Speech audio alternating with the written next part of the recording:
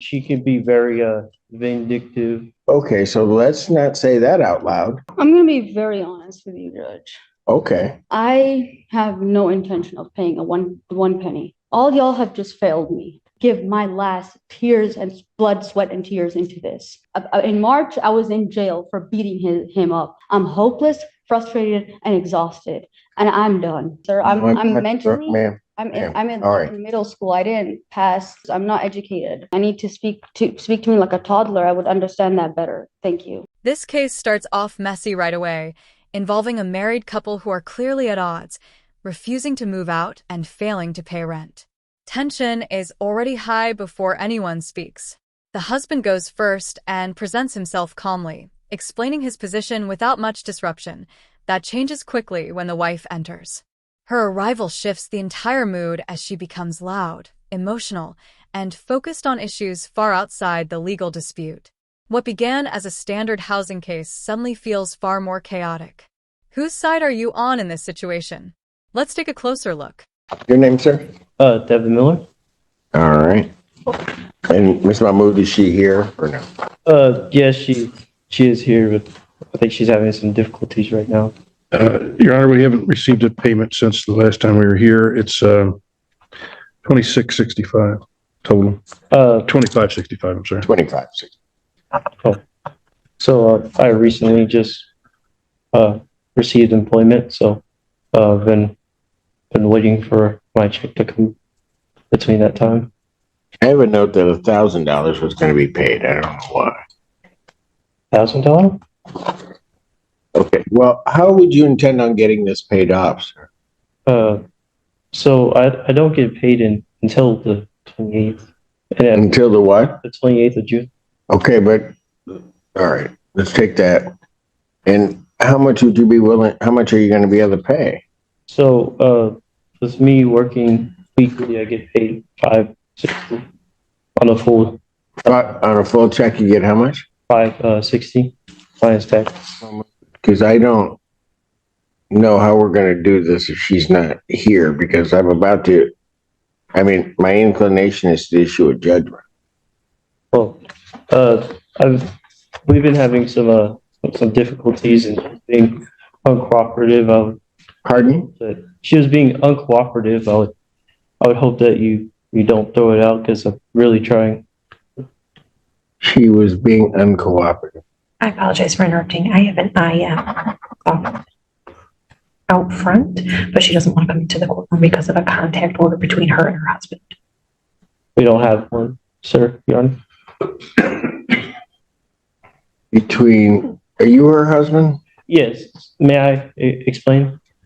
Please. Okay, so recently she's having a spat with me. She's just upset that she wanted me to apologize for a misunderstanding that we had before coming here to court when she got verbally volatile with me. So she decided to do that. Okay.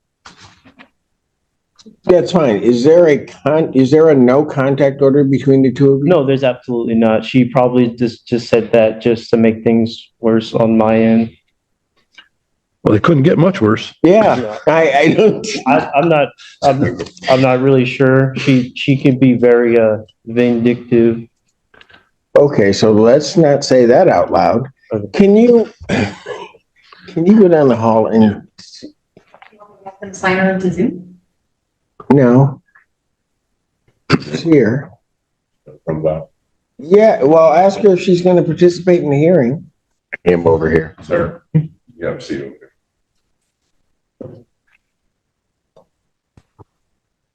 All right. And what's your name? Mariam Mahmood. All right.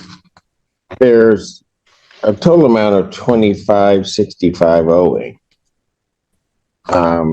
Was there a method by which you were intending on getting this paid?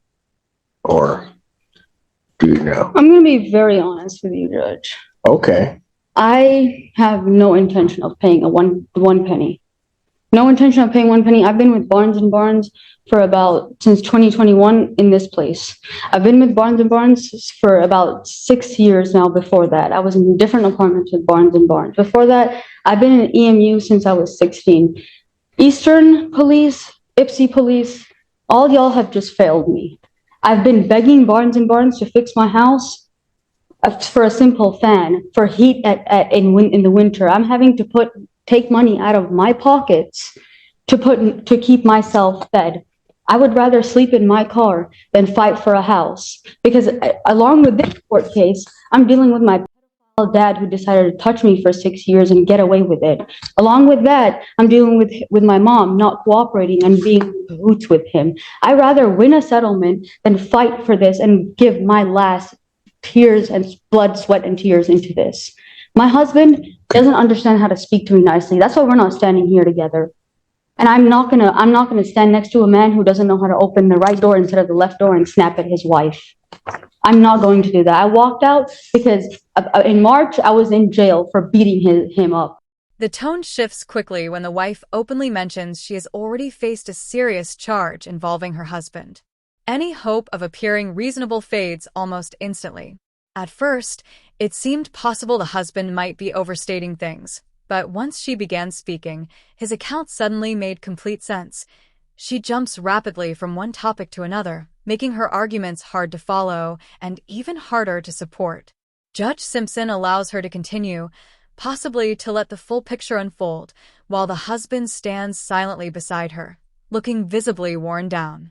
In disputes like this, calm and clarity usually help, but her approach moves in the opposite direction. After this opening, whose side do you find yourself on? I'm not going to stand here and go out of my character and act irate when I don't want to fight for something that's mine. That's not, he claimed that it's his more than mine. I brought him into my house. I gave him my car. I gave him the clothes on his back. I'm not going to fight for this anymore. I'm exhausted, tired, and hopeless. Ipsy Police was in my house today at 5 a.m. when I asked for harassment. I filed a PPO. I'm getting no help. I'm hopeless, frustrated, and exhausted, and I'm done. Okay. I just had to make sure, which is why I wanted to do it in the courtroom, that I was going to find no tribal issue. I was going to issue a judgment to the plaintiff. And I just wanted to make sure that you understood what the court was doing, which is why I wanted you here. All right.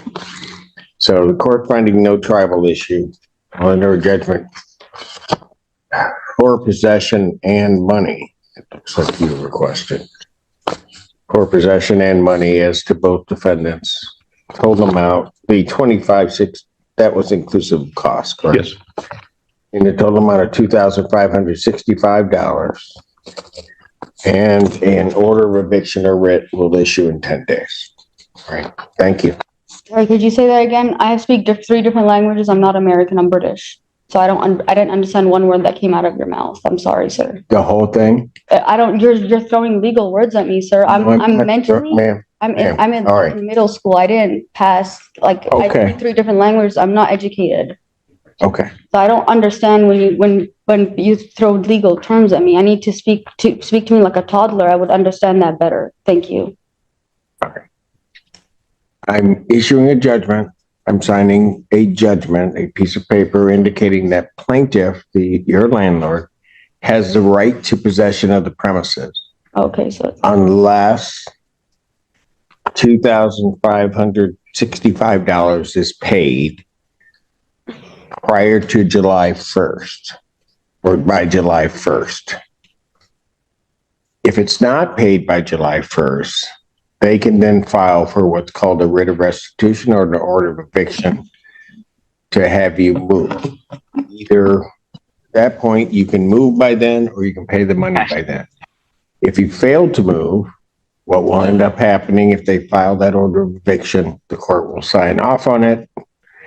And then what will happen is the sheriff, another police agency, or the sheriff's department or a court officer will show up and will, if you haven't vacated the premises, will remove you from the premises. yeah, and I know how the eviction process works. I just don't. I have lawyers in my family, but I'm more on the medical side rather than the lawyer side. But I appreciate all your help and All sorry right. my husband and I aren't cooperating today. Thank you. Thank you, Your Honor. Good morning again, Your Honor. Andrew Meyer on behalf of Joseph Taylor. Mr. Taylor, could you state your name for the record? Joseph Taylor. Thank you. Your Honor, this is time and date set for a probable cause conference. This time we're asking the court to set this for the next available preliminary exam date. Discovery is complete. To my knowledge. People had their witnesses available the second. Yes, Your Honor. Preliminary examination will be set July 2nd, 2024, 9 a.m. That is in person, before Judge Washington. I wanted to address for his, Yes, go ahead. he has been contacting the victim. I'll just go. In this case, I'm also asking you to report his jail phone call privileges. He's made he's called her 195 times. What? Yes. And, Did you say 195? yes. Oh.